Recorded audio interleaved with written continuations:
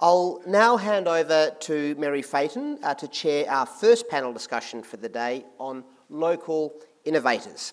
For those who weren't here yesterday, very quickly, Meri is the founder of WA Climate Leaders, a cross-sector network that drives leadership in West Australian business and industry to accelerate emissions reduction and climate action. And the panel yesterday was, or the way the panels are run, was certainly a tribute to your incredible chairing ability. So we look forward to seeing you at work today as well. Over to you, Meri, to introduce the panellists. Cheers. Well, I might just stand up here for a sec. Where's my gang? Would my gang like to come and sit up at the table here? So we've got Rob Whyte, Pollard, Mel Holland, and Nick Stamatiou. Just come and take a seat. I might sit at the end. Oh, I might just sit here. Yeah.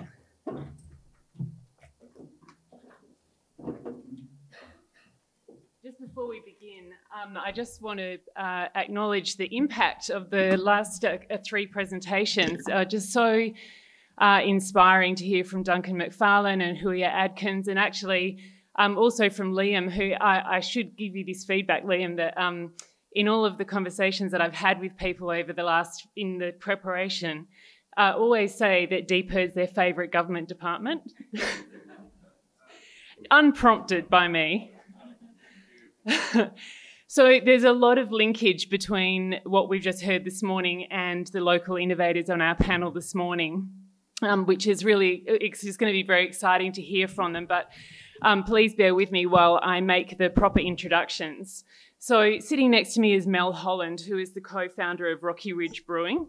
Rocky Ridge is a proudly carbon neutral brewery across all scopes, fully self-sufficient in power and water, and a certified sustainable operation. Their next goal is net zero scope 1 and 2 emissions by 2025. And over the last 3 years, emissions per litre of beer have already been reduced by a further 30%. So with the business reliant on barley, Mel is very mindful of the impacts of climate change and what it would have on what is, according to the website, effing good beer. Welcome, Mel. Thank you. So right down the end, we have Nick Stamatiou. Nick is the CEO and co-founder of Whole Green Foods, an exhibitor outside. Don't forget to get some breakfast ice cream. Is that here today, Nick? It is. Breakfast ice cream, yeah. So the mantra for Whole Green Foods is zero waste, maximum nutrition, and that summarises the revolution that their proprietary Winx technology is poised to deliver. The technology reduces the cost of disposing of the waste and the waste volume, in fact, that's created in ingredient and food manufacturing of plant-based products by processing it into a whole food ingredient with a very high nutritional value. So when you eat your breakfast ice cream, you may not feel like eating anything else for quite a long time. Whole Green Foods is among the 100 companies selected in the Entrepreneurship World Cup Global Finals next month. Congratulations, Nick. Next to Nick is Rob Whyte from Hippie Kombucha. You just became famous in Huia's presentation. But that's well-deserved. Rob is co-founder and managing director of Hippie Food Co., which is a premium Australian kombucha producer. Hippie is known as a leader in the circular economy movement in Perth, with a very simple philosophy that really there is no other way to do business or indeed life. From my earlier chats with Rob. So Hippie's unique pet nat style of brewing uses renewable energy and focuses on waste reduction and supporting local producers. And it's also been part of the shoestring program that we just heard about this morning from Professor Duncan McFarlane. So welcome, Rob. And Pollard is director of Adarsh Australia, which is also an exhibitor outside, just outside the door. And the aspect of the business that we're focused on today is Adarsh Fibre, which came about from the need to fix an egg supply problem during the pandemic that was caused by a lack of packaging. So the pandemic gave Faz and his team an opportunity to reconfigure the business and its systems. Adarsh Fibre's new processing plant will divert waste paper from landfill, creating 100% recycled paper, packaging and products that are biodegradable and home compostable. So please welcome Faz and the rest of our panel. So we're talking about innovation, and I wanted to give each of you the chance, first of all, and starting with you, Mel, to talk about the innovations in your business that you're most proud of. Well, Thank you, Meri. As Meri mentioned, we are carbon neutral, and it is a step for us to get to net zero. We're well and truly on that path, and we probably have about 18 months to achieve net zero, and we've done a lot of the cutting and removing waste and things that have been up on the screen before. But a couple of initiatives that we're really proud of that we've pulled off in the last 12 months is things that are mostly tailored around our larger manufacturing. We've moved through that low-hanging fruit and now going to the more challenging things. So we put in a centrifuge, which basically reduces our waste. When you make beer, the last bottom bit of the beer is usually removed and sent to waste.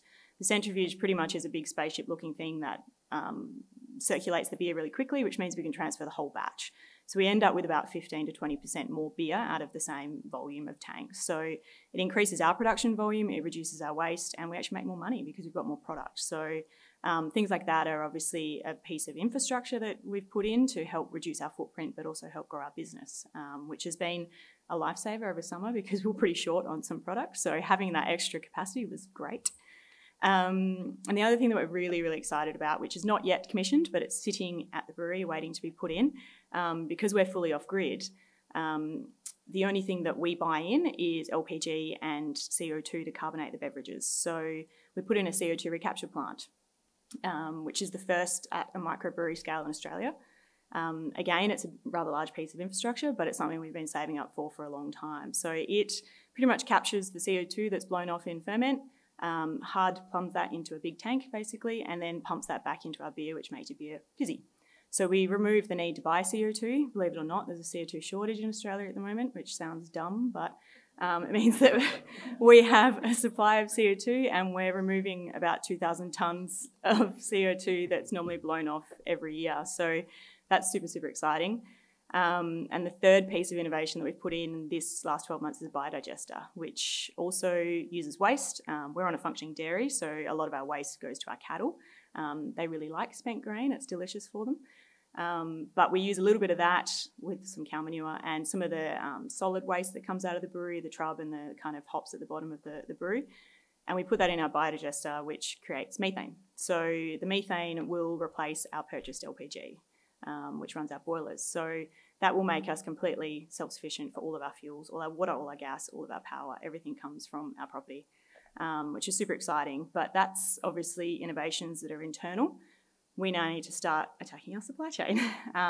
So an initiative that we're really proud of, which Meri mentioned before, is Certified Sustainable, which is it's more of a farming initiative, and it means that the entire supply chain is reconnected. So we couldn't buy a single origin malt in WA. We couldn't guarantee that it was going from the farmer to the maltster, and then we couldn't purchase that in a batch because it's just graded A, B, C.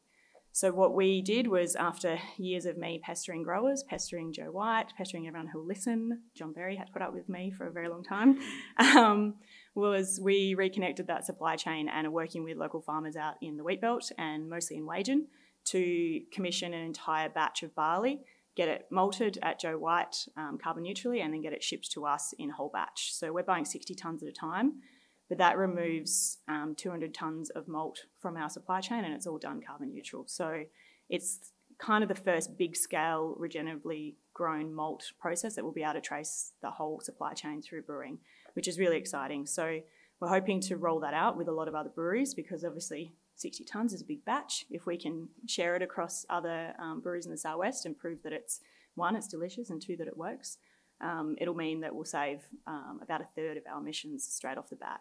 So that's really exciting as well. Yeah, thank you so much, Mel. That's I know I was supposed to have 3. That was 4. Sorry. Oh no, that's absolutely. We're not enumerating anything today, except you did make a great carbon joke, which is new, isn't it? Like the shortage of carbon thing. There's a lot of potential for carbon jokes. I've just realised with you saying that. Nick, let's go down the end to you. Tell us a little bit more about the innovation of this Winx technology. Yeah, the whole journey started about 5 years ago, and it was an understanding about the food industry and how broken it is, and how much waste. And early on in the piece, and I don't come from a food background, I heard a statistic which was that 1/3 of the food produced in the world is never consumed. That scared the shit out of me. So it was that journey about understanding where all that waste comes from, and what are the parts that we can actually do something about. And for us, it was the idea of eating the whole ingredient, because in processing there's a huge amount of waste, but also being able to make that more beneficial in the body. So we developed a brand new technology which had never existed before, which explodes the ingredients at a cellular level. So it blows up the cells, and we use ultra high pressure to do that. So it's the last 5 years have been a lot of very difficult engineering. So we use pressure which is up to 2,000 bar. That doesn't mean much for most people, but your car tires have about 2.5 bar, so it's pretty serious pressure. But we're able to explode the ingredients and make the parts that would be waste, we make that functional. So a lot of the fiber that typically gets thrown out, which is very, very good for us, we're able to make that functional and put it into beverages and foods. But then within the body itself, we make those ingredients much more bioavailable. So you get more of the nutrition out of it when you eat them. So a lot of engineering challenges, and then figuring out what we would apply it to was probably our biggest challenge, because we'd done about 400 different experiments. The technology worked on all of them, but figuring out which one we should lead with, because if you do a lot of things, you never really achieve anything. So we landed on oats as the key focus initially from a commercial point of view, because we were able to deliver a zero waste oat product that still had the functional properties that the market was desiring. So that's what we're focused on now, but also lupin. And then on the hort side, we're doing a lot of work on how we can take not just waste fruit and veg, but also the low grade stuff, and eliminating this pressure of spoilage by using the technology to lock it away as an ingredient or a flavor. Thank you. Rob, let's go to you with Hippie Kombucha. Talk to us about, I'd be interested to hear in a little while also about how the shoestring program has been useful to you, but about your innovations and about what you're most proud of. Sure. Firstly, I have to apologise. I've woken up with virtually no voice today, so perfect day for it. We've been working on a number of initiatives for quite a while now. Where we've been in our previous brewery, we've been quite prohibitive in able to roll out a couple of those, just based on space issues and all other sorts of challenges. But fortunately we made a move out to the Swan Valley just a short couple of months ago, and very quickly we've sort of rolled out those initiatives. And the first one was partly in place, and that was we're operating out of a completely sun-generated brewery, which allows us to, the way we process, we're very low on energy anyway, so there's only very small parts of grid power that we have to really focus on now. But we make sure that all our brewing processes are done during daylight hours, and we're producing far more than we actually need for all of our processes. One of the other parts that we really wanted to focus on, and that's underway in design at the moment, is just our water and waste capture and reuse. So unlike, I guess, beer brewers, we do have some waste output and some other waste in our production through RO and the likes, but we've been able to identify how we can better use that waste. And in our design process, we're actually able to put some numbers around what that means. And currently under design is a way that we can recapture and store some of that waste. And that's being used for another initiative that we've been working on for a number of years, and that's our returns. So started out 5 or so years ago, we were going to farmers markets and capturing a lot of return bottles from events and the likes, and then the corners started filling up, the room started filling up, and then it started getting a bit out of hand. So we've now got a much, much bigger room, and that's filling up. But we're now fortunate that we've identified that this is something that not just the consumers want. We've got a lot of our stockists and stores are also looking to try and tick these boxes. So we've found a solution, and we call it our circular stores or circular stockists. We just started launching our first initiatives a couple of weeks ago. And we're just signing on to some of those new stores where we built a financial model where we can actually remunerate those customers up to 20 cents a unit for returning their containers to us. So the feedback's been fantastic from the partners, because for them, it gives them that little green tick to say that they're actively out there in the community helping their customers. Their customers are already wanting this, and it's actually a financial model that's working for us, that we're buying back our used containers from them and just plugging in this now waste and water management system. We're able to use some of that wasted, whether it's rinse water, goes back into a caustic wash, or caustic water can be reused. And now we're looking at water conditioning for for finally end of life. So working within that circular space, we really are trying to design out all parts of that waste, and there's still a few elements that we need to work on, but the light at the tunnel seems a lot brighter. Yeah. Thanks, Rob. And Faz, hello, good to meet you finally. We've spoken but haven't met before.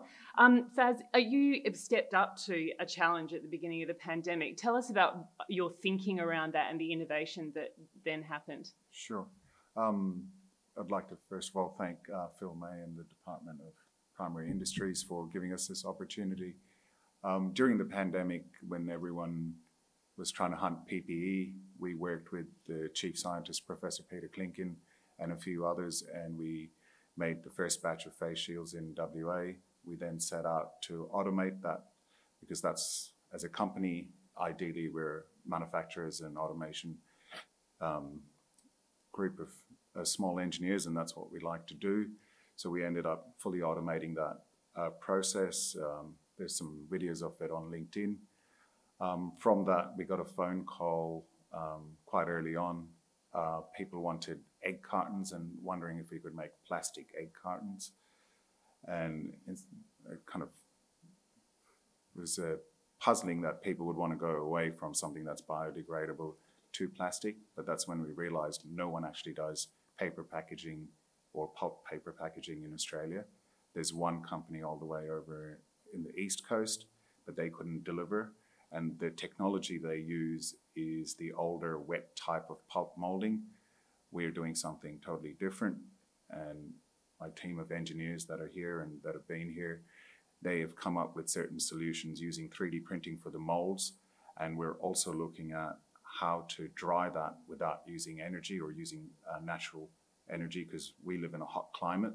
We could most probably create racks, put the egg cartons out to dry on that. But again, we have to look at the viability of that. Currently, the main thing we're working on is just producing them in WA. They'll be half the price, hopefully, of what they can get from overseas. Thank you. It's really interesting, the collection of people at the table, the motivations that are behind, how you've actually gone into the particular aspects of circularity and sustainability that you have. And I want to go back to you, Nick, first of all, on this, because it was Cedric, like you talked a little bit about, how alarming it was for the, 30% of food to be wasted. But it's actually been a lifelong mission for your co-founder, hasn't it, to eliminate food waste? And yet it's less about, there's an opportunity there that's like, I think everyone in the room would see how enormously scalable this opportunity is. So tell us a little bit more about the motivations behind developing this technology. Yeah, so my co-founder Cedric's been in the food industry for probably 45 years, so he's seen it all, if you can say that. But it was looking at food production for the last 200-300 years and understanding all the inefficiencies in that process and the way it's evolved over time. So you have these delicious raw inputs coming in, and then your ingredient manufacturers have fallen into this pattern of producing these highly specialized ingredients, your proteins, your starches, things like that. And there's a bunch of waste that goes into that production.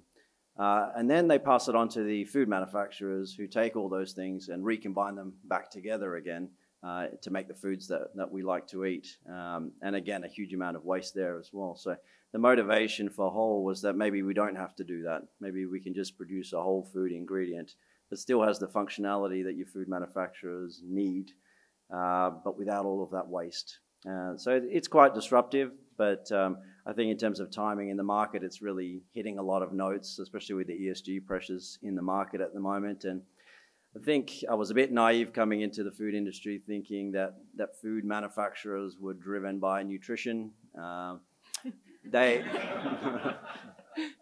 are, as long as they don't have to pay for it. So it's but it's definitely been the reduction in waste that has pulled much harder from the market. But for us, it's about making a change as well. I think we all know that we can't continue to keep doing what we're doing if we really want to impact waste globally. I mean, there's a lot of talk about a looming food crisis, and it is coming. So if we're throwing away 1/3 of the food produced, we're never going to get there. So So we all have bills to pay and mortgages to pay, but it has to be about more than profits if we're going to turn the dial here. We have to find a purpose behind what we're doing, and for us, it's not just about eliminating waste. It's about democratizing nutrition and making it available to the world, giving the disadvantaged people. There's over 700 million of them that can't get adequate nutrition on a daily basis. So it's about making our technology available to those sorts of people so that they can provide for their people, regardless of social standing. Mm. Yeah, thank you. That's it's a huge opportunity, isn't it? It's really could be life-changing for, as you say, millions of people. Mel, when you and Hamish started with Rocky Ridge, you embedded all of these practices into the business right from the start. The business is about 5 years old, is that right? Yes. Yeah. So talk to me about the thinking behind, we're going to start this business and these are our principles and we're just going to apply it from day one. Yeah, I mean, Rocky Ridge Brewing Company is 5 years old, but the Rocky Ridge estate is 100 this year. So we're the 5th generation of people to work that farm. We're now a beer farm, I guess. So we've kind of seen, even in my lifetime, the impact of climate change and what that's had on farming, on production, on soil profiles. It's clear as day. You can see it in an agricultural sense. So for us, when we decided very early on, we didn't want to continue with dairy industry, which is what our background is, dairy and beef. So we transitioned into growing a lot of ingredients for brewing and just kind of fell into microbrewery, I guess. But for us, it was about how we could prove that you could be a very profitable and very successful business whilst being true to sustainability and, making the farm better than what it was when we took it over, kind of thing.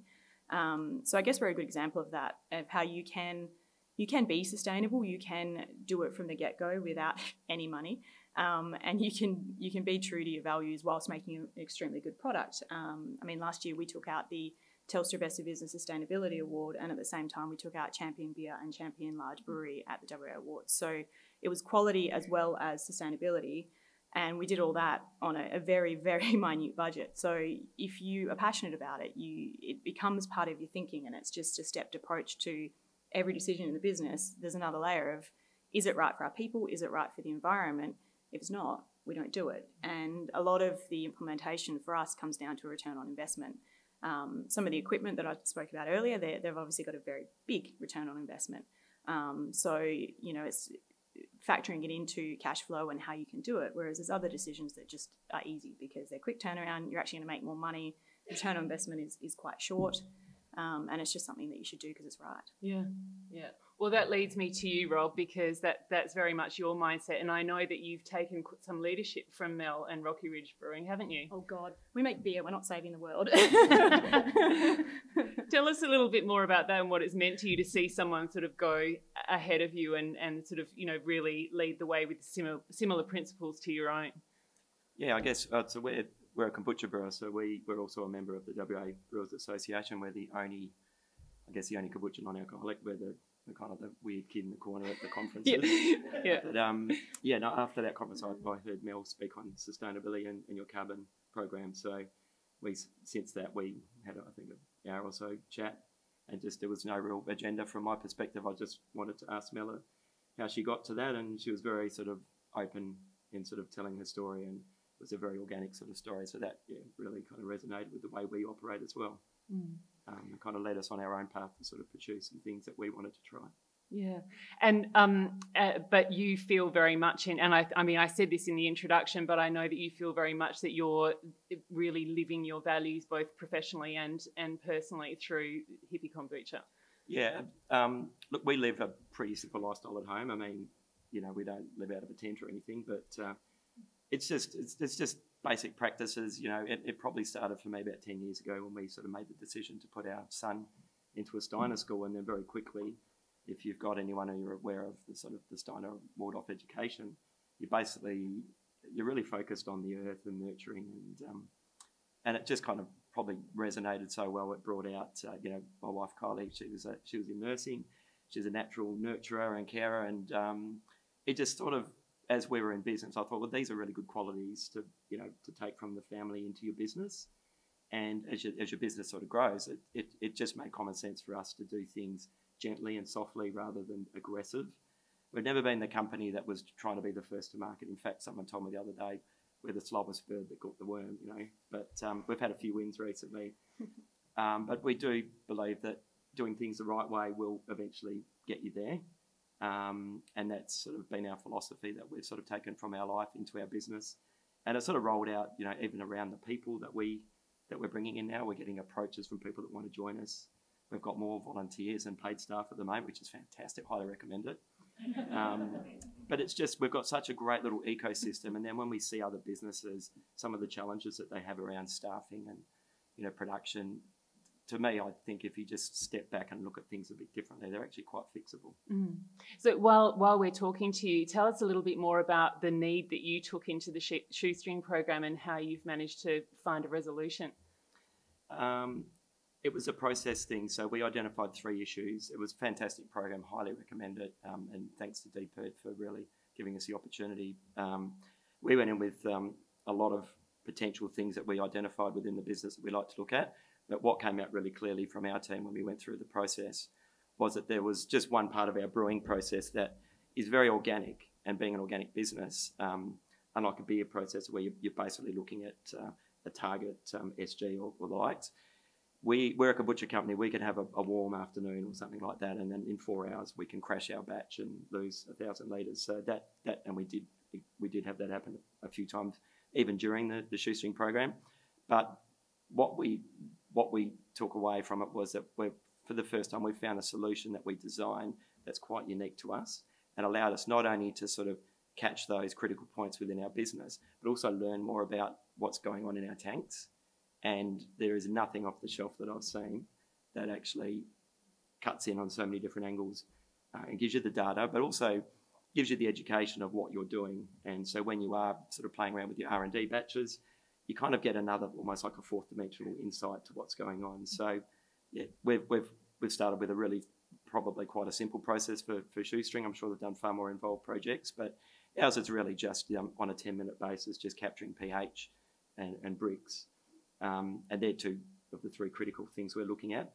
And as we start playing around with different, I guess, fruits, we're getting sort of different results. So that's something we just want to build a bit of a data bank, and that's information that could be available to the market because really no one has that data. Mm. Thank you. Faz, I know that with Adarsh Fibre you stepped up to an opportunity, but did it make you kind of rethink the broader business of Adarsh Australia in terms of circularity principles?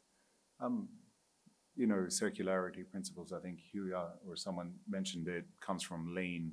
Being engineers, it's driven into us to be lean in no matter what we do. That's what makes an efficient engineering business. So the lean side of it, the waste side of it comes naturally to us.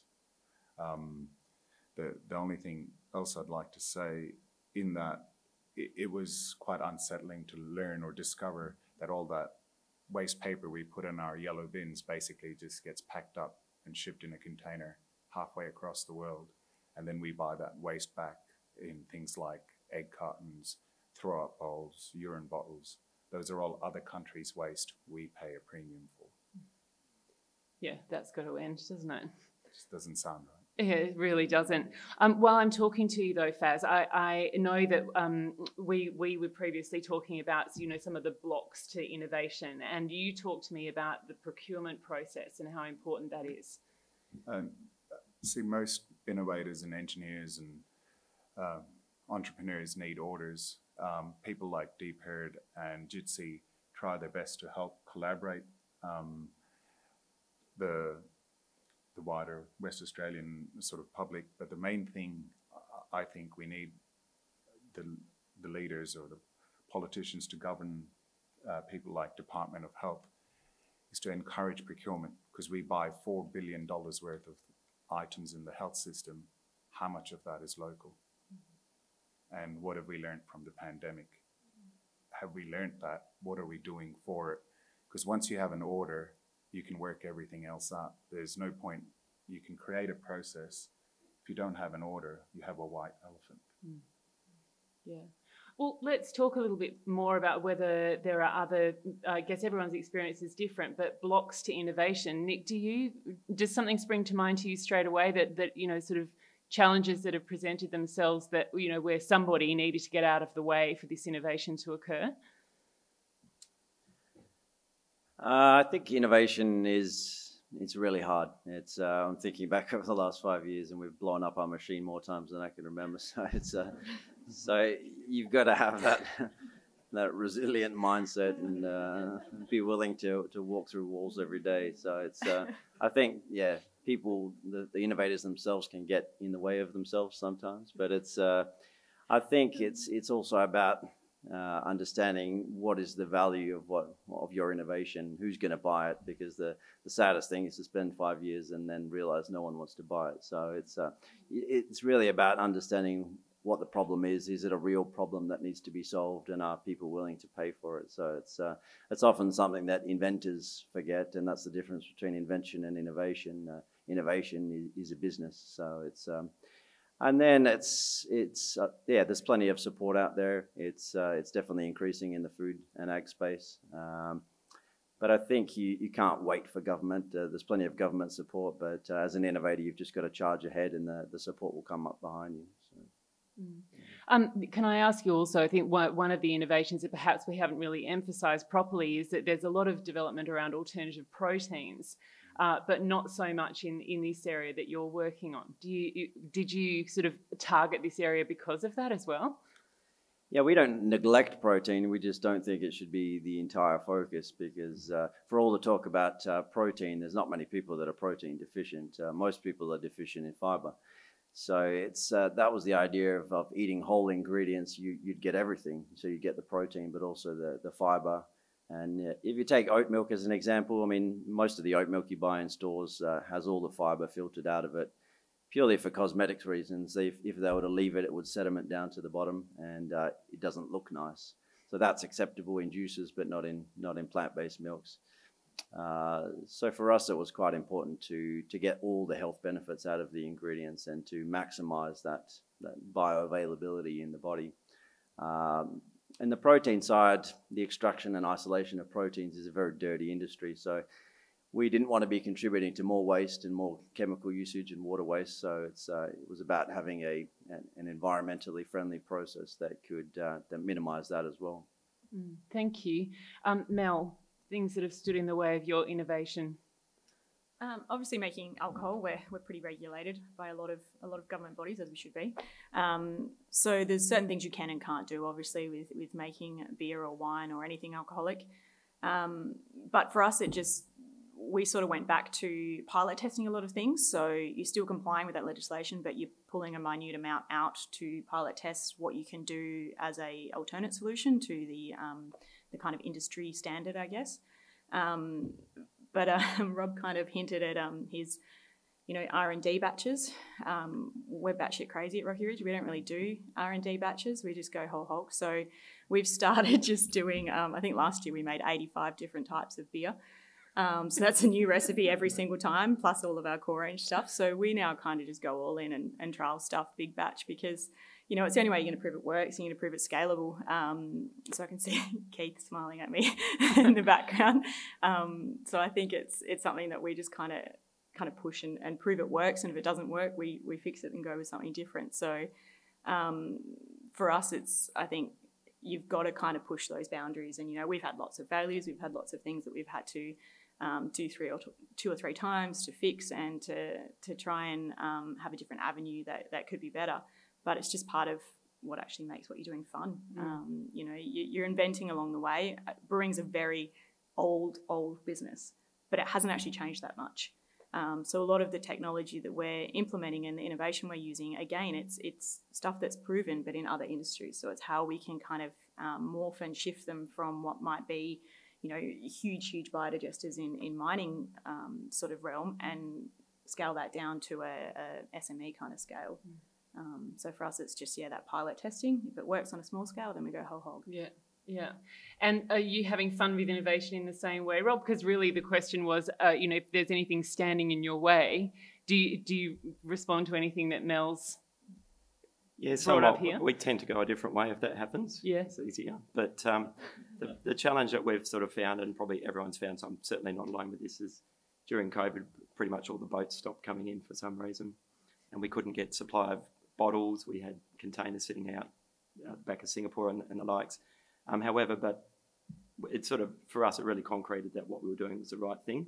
We'd already got underway and we'd had a lot of knockbacks, and not as many now, but we still get some crazy looks with what we do around our water.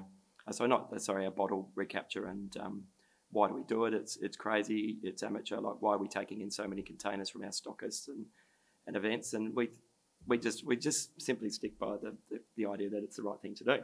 It just doesn't make sense to be buying glass from China at a premium price when we've actually gone beyond losing money now. We're almost pushing towards making money out of this process. So it's a very scalable part of what we're going to be doing going forward, and it's only going to be more profitable. We're seeing the supply of bottles coming in is just going through the roof at the moment. We've had, 240% increase in glass for our particular type of bottle in the last 18 months, and it doesn't seem like it's going to stop. We've got packaging companies that have got very, very cleverly written contracts. So when you try and draw down your MFO, they have rights to resell your MFO for profit and the like. So we've learned a lot about the chain and how it's not really there to support all parts. So we thought, well, what parts can we take inside internally? So, we're just proud to say now that coming into the times with COVID, we had reserves of containers, and it actually was our proof of concept for us that validated we're on the right path. So moving forward, we're seeing this uptick now from our circular stores to really sort of embrace it. So we've got a lot of work ahead of us. People still think we're batshit crazy, but we'll continue to do it and prove them wrong. Thank you. Well, final question for the panel then, and I'm going to take your lead on this one too, Faz, because you talked about the importance of Team WA and about collaboration. I'd love you to expand on that a little bit more.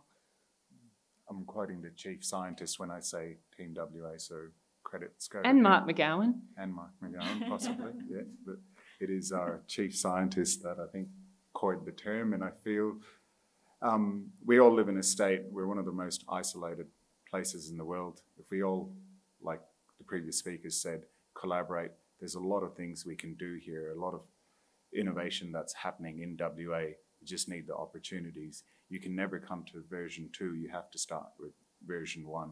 Version 1 might not be perfect, but if others in the team collaborate with you, bigger manufacturers, smaller manufacturers, we can go a long way together.